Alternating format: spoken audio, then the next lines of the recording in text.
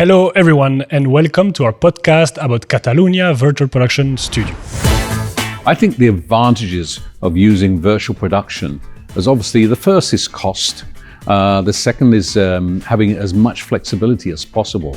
So you went from overnight having almost zero experience on LED screen to having 8 weeks intense shooting on LED, no? Yeah, it was 8 weeks of shooting. I have to say it was easy to learn and it was a great experience overall, yeah. But the challenge, I think, is to use the tools like AI properly. And the opportunities, I think, one of the most important things is the education and trainings. And Catalonia has a really good schools to know how to use 3D softwares and media servers. How does a DOP start working with this? Is there any way to train, or it's really hardcore learning on set? Well, it's all learning on set, but I guess the final aim on this is just make it look as real as possible. Yeah, it seems clear that you can gain a lot of time, but you are both emphasizing this key factor of preparing well in pre-production. Doing all this preparation and creating the content we will use in virtual cinema in a clever manner that can save us a lot of money and even improve the quality of the production because you can stay more time. With LED screens and virtual production studio, for example, in this series, or if they go through a tunnel or something like that, or they have to take corners and these kind of things, it was so much more realistic. And for their performance, most of the actors said it was super helpful. Yeah.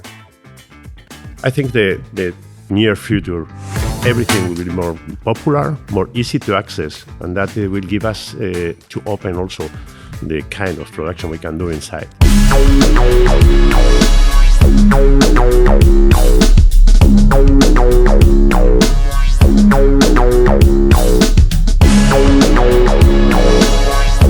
Hello everyone, and welcome to our podcast about Catalunya Virtual Production Studios, a project powered by the Catalan Audiovisual Cluster. I'm Antoine Vaxeler, co-founder of Appia, a virtual production agency, and creative director here at Platono, an LED stage created in collaboration with Lavinia in the center of Barcelona.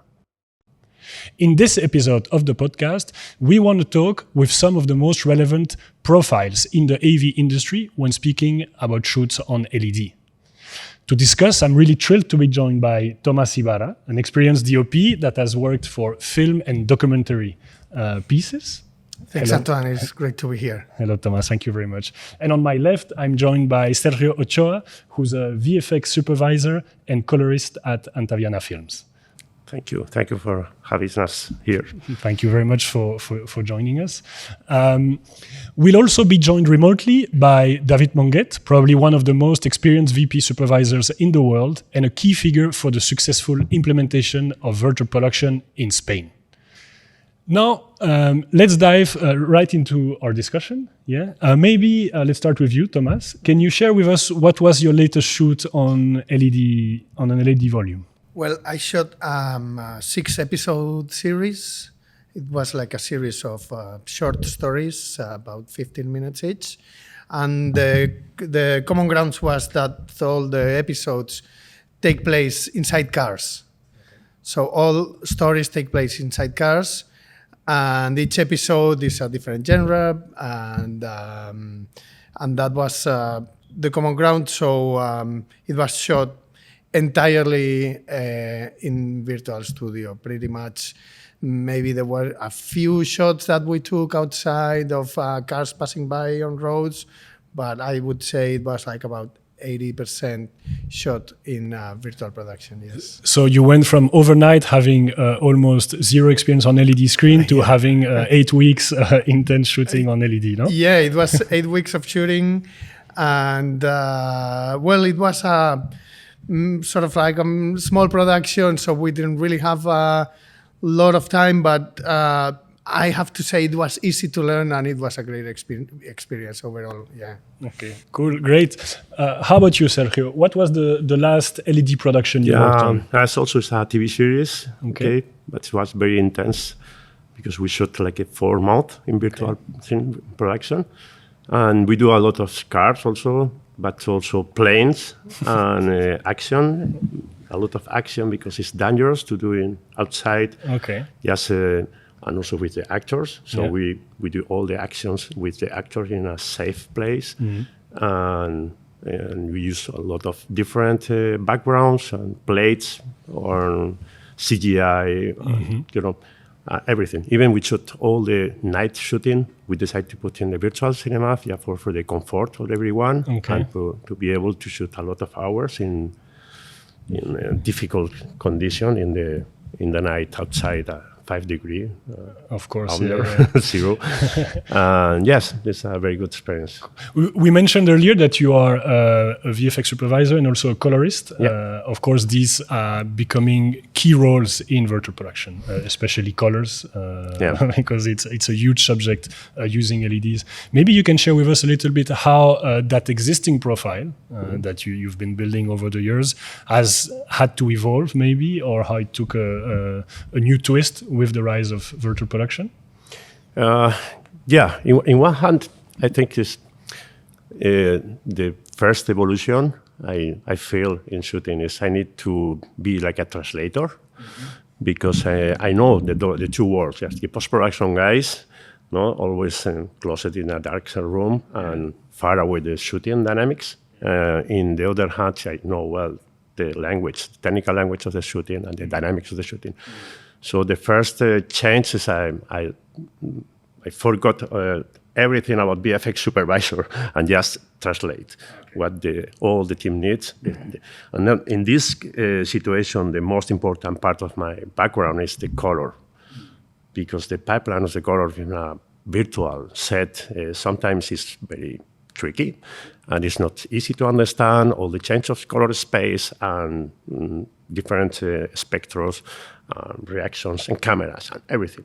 So at this point, that's helped me a lot to understand what the DOP needs, what the director needs, and trying to translate calm and is everything under control, and use my skills in choreographing just for fine-tuning all the screens and every part of the system for have a beautiful image in front of camera. And that's it. I guess you say translating because still today the vocabulary used on sets like this is not the same from the so-called traditional production team and the technicians that are kind of powering the LEDs. Is that right? That's the translation that needs, that bridge needs to happen between the two. That's it. And that's a role you are taking on, still within the hat of the VFX supervisor, but it's obviously much beyond that. Yeah.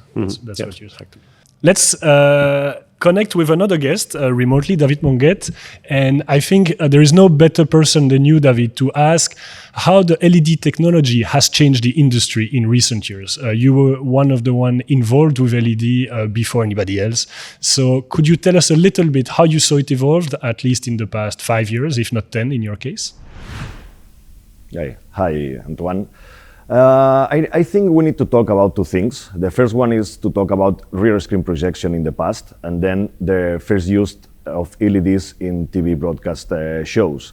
But this kind of products, the LEDs in the last 10, 15 years, almost 20 years, were not good for shootings. And I started 10 years ago to shoot with rear screen projection, but the revolution was like 7 years ago when we start to use LEDs for shootings.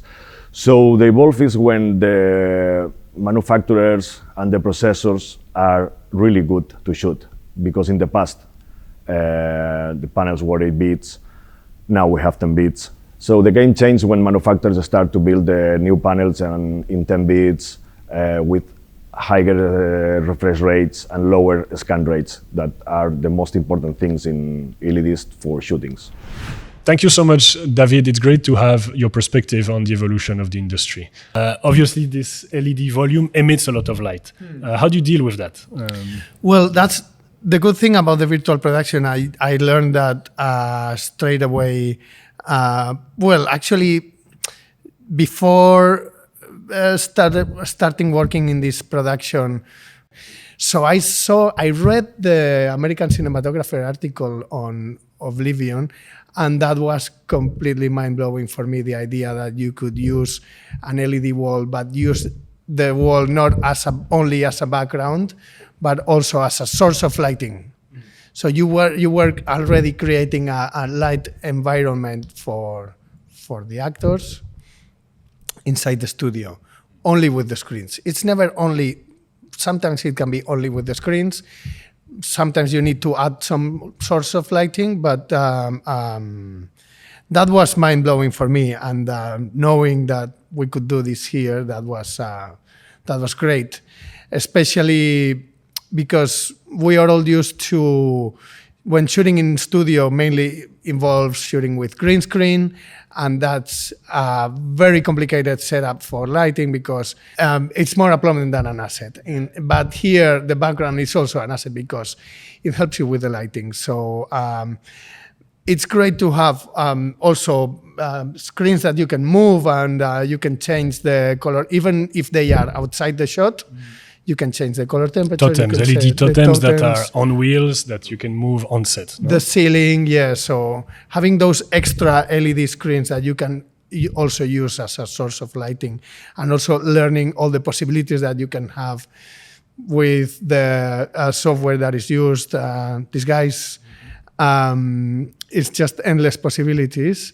And you just basically have to learn how to work with it. It's like relearning how to light. Yeah. There's like a new dynamic, I guess, between the so-called new profiles. We did a podcast about the new profiles that come with this technology. There's kind of a new tandem, I guess, between a media operator and a DOP, no? It's kind of a new relationship on set. Exactly, yeah. Okay. Yeah.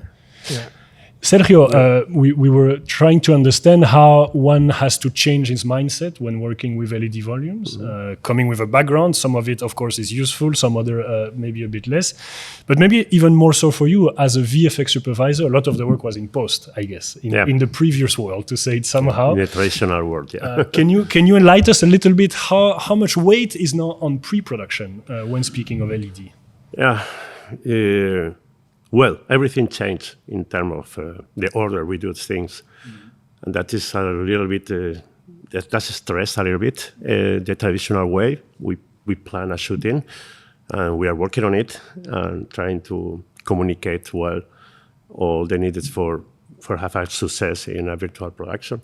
But at the end for us is just taking technical and artistical decision before shooting. Just for our team, for VFX team, is not a change. We work exactly the same way.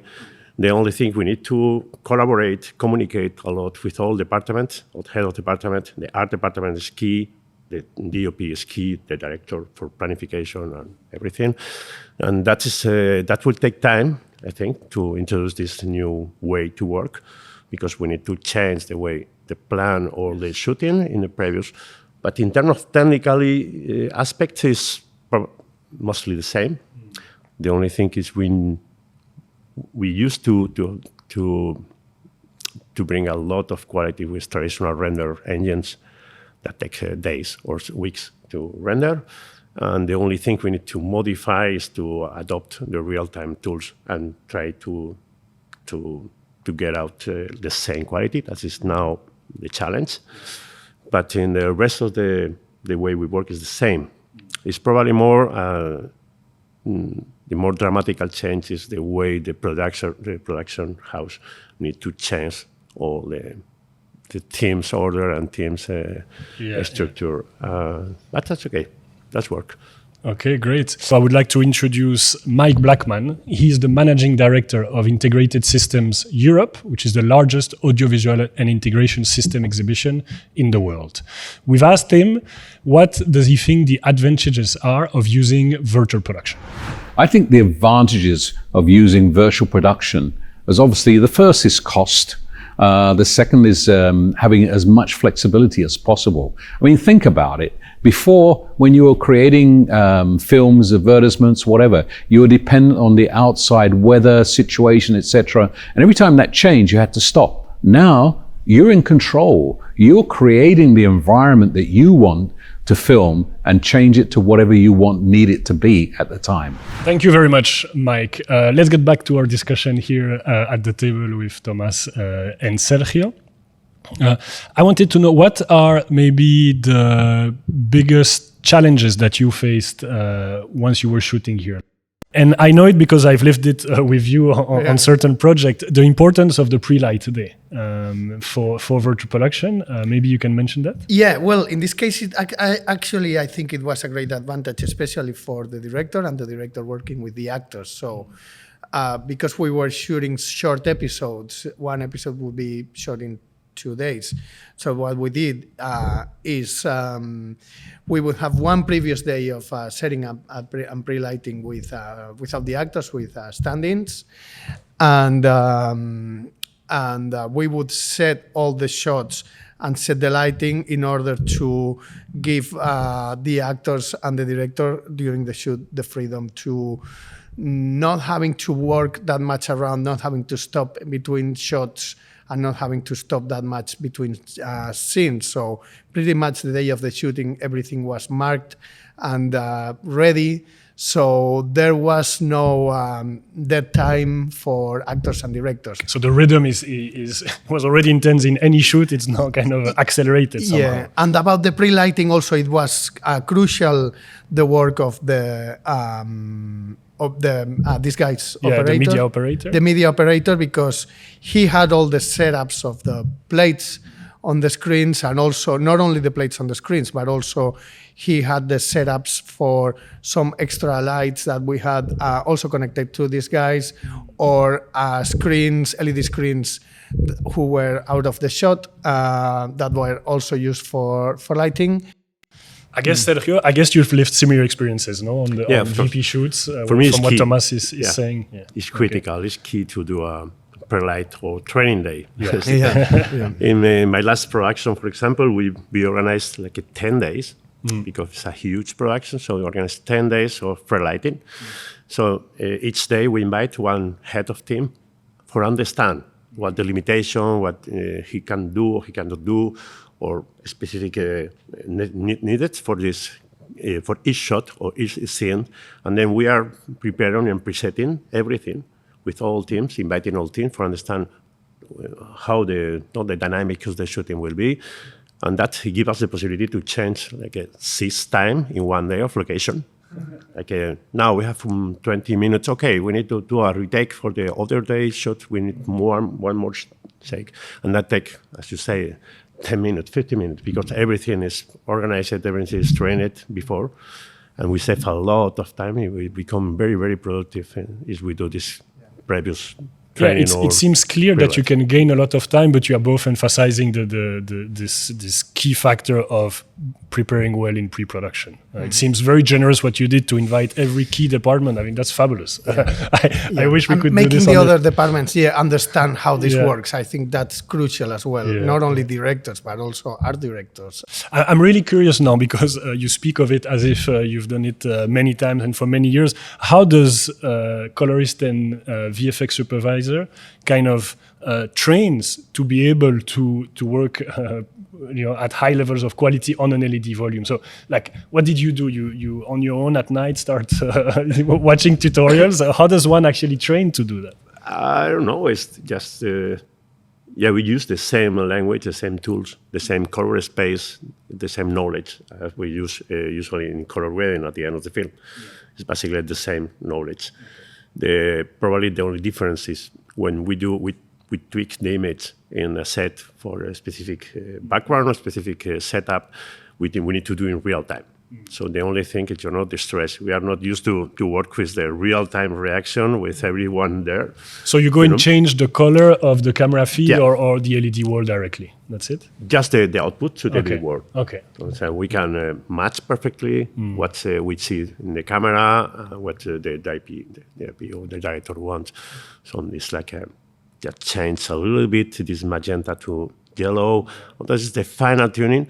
So for that, we use a simple real-time color grading suite attached to the media server. So this is a bit scary because everyone is waiting for you at this moment.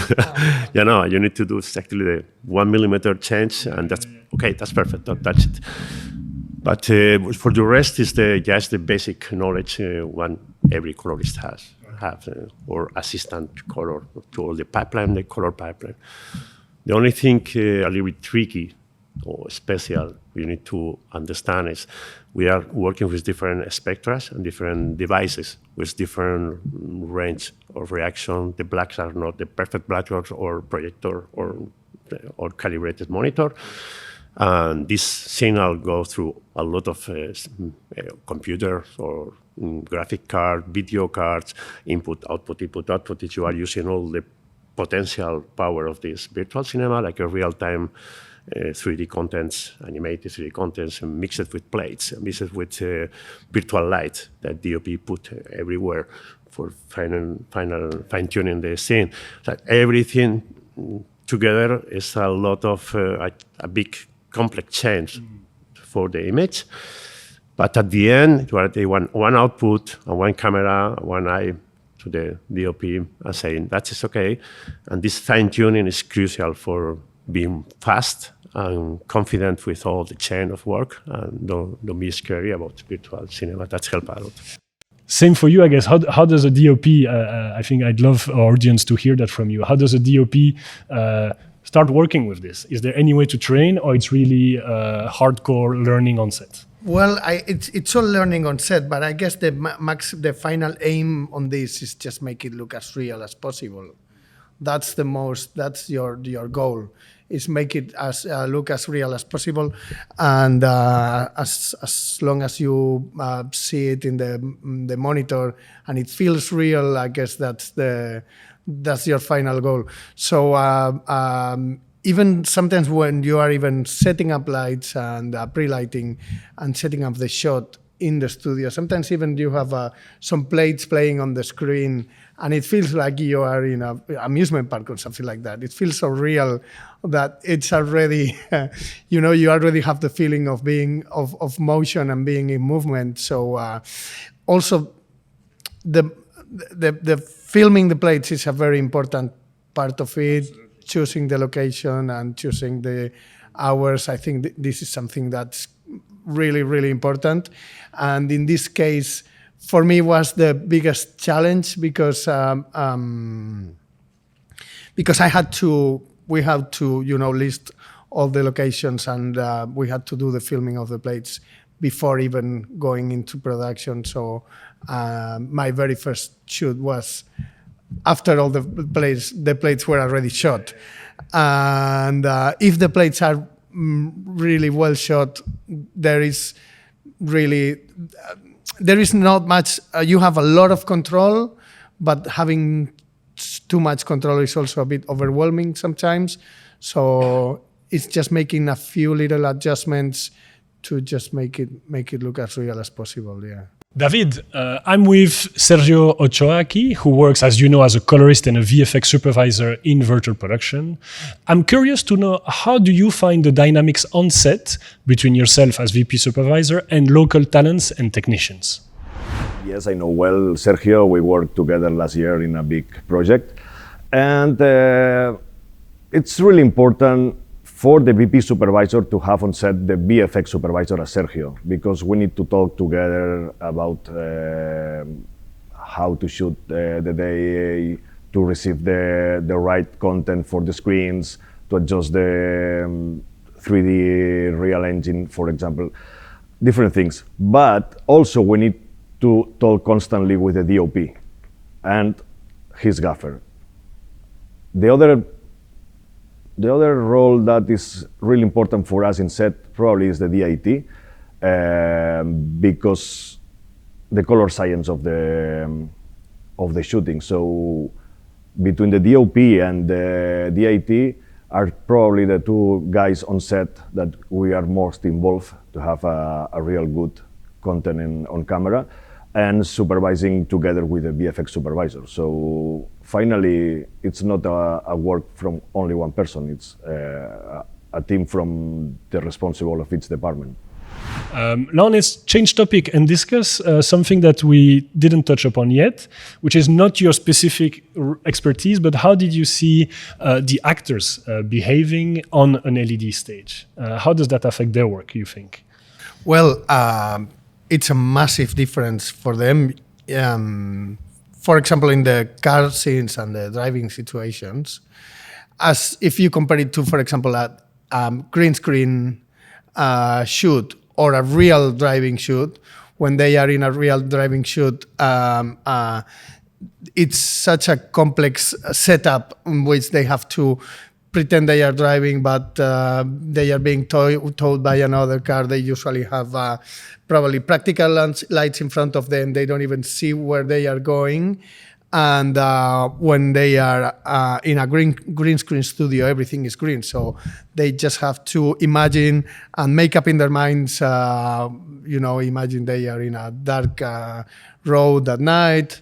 But with LED screens and virtual production studio, for example, in this series, we would usually set up either a flat TV or like a big TV monitor or something, or even one of the LED walls if it was possible. We would have a big screen in which we had like the front of the car, and they could drive, pretend they were driving. They would have a spot in which where they could look, and also they would feel like they were driving. It was like a video game, like a Mario Kart video game. But if they have to brake at a light, Exactly. for example, they know that there's a light and they brake for that. Or if they go through a tunnel or something like that, or they have to take corners and these kind of things. It was so much more realistic, and for their performance, most of the actors said it was super helpful. Yeah, I see. I think you've done, Sergio, some similar thing of driving, but more extreme shots as well. I think where I saw images of talents that were not especially driving a car, but moving super fast or faking that they were moving super fast. No. Yeah, we have a lot of experience, a good experience, and all the actors are very impressed about how comfortable they are working in this way. Every day they say, "Wow, this is a big difference. I know what I'm doing now. I understand this film." Before that, as he says, it's a blue screen. In my last 13 years was explaining everyone in the shooting. Here is a cow and coming from here, and here's the mountain, and everyone forgot in 2 minutes. So they moved the camera. Hey, no, this is the mountain. No, the mountain is there. No, it makes sense. It makes sense. That's great. We have a mini tradition of closing each episode of this podcast asking the same question to our guest, which is speaking of the future. We cannot predict it, but we'd be very curious to hear, maybe Sergio, what do you see as the challenges that are coming, not in 10 years, but quicker, in the coming month maybe, or years? Okay, I think everyone is talking about you need to reduce the amount of money we need to now, because the technology is new. Every time a new technology or disruptive technology or a revolution comes, of course, it's expensive because it's a new technology. And I think the near future, everything will be more popular, more easy to access, and that will give us to open also the kind of production we can do inside. For example, we are budgeting now, for example, documentaries about history. Probably today is too expensive to create all this environment for a TV series, a low-cost TV series about history. But I think in few months, next year, we will start doing this kind of production. And probably also non-linear production, so new narrative format with like a non-linear production combined with online streaming in real time with interactive with the actors or whatever. That is coming. In technological part, we need to improve everything. They'll let the LED technology need to improve and give us more continuous spectrum in one hand.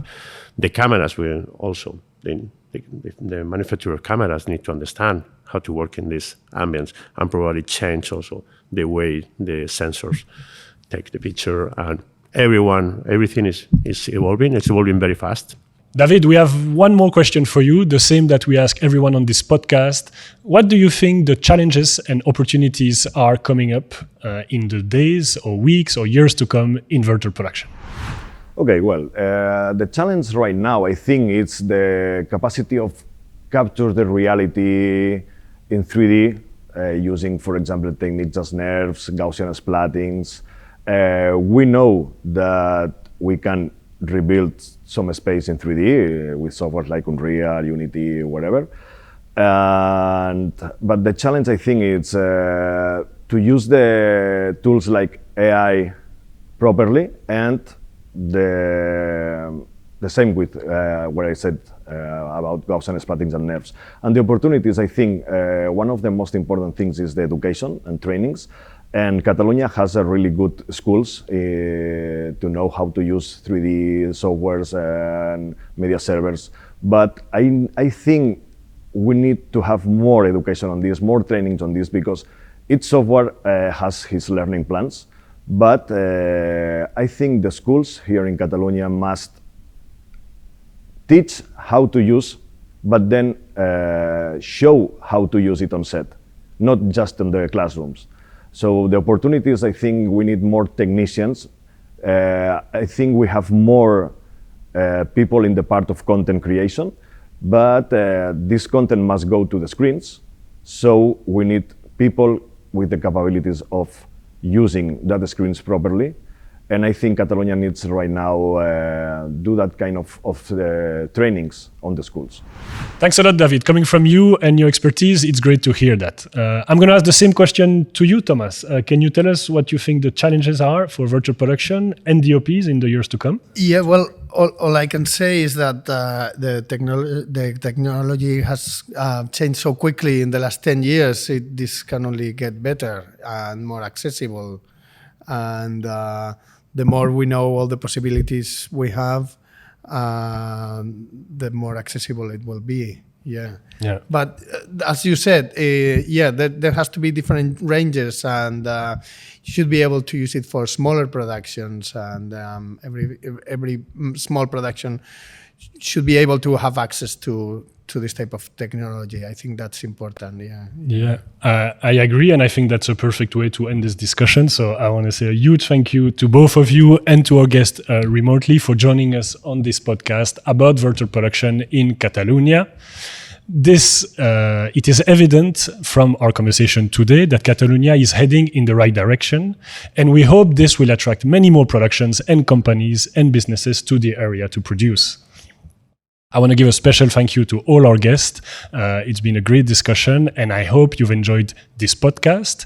It is powered by the Catalan Audiovisual Cluster and supported by ICEC, the Catalan Institute for Cultural Companies. Please don't miss our upcoming episodes. Goodbye, and thank you very much.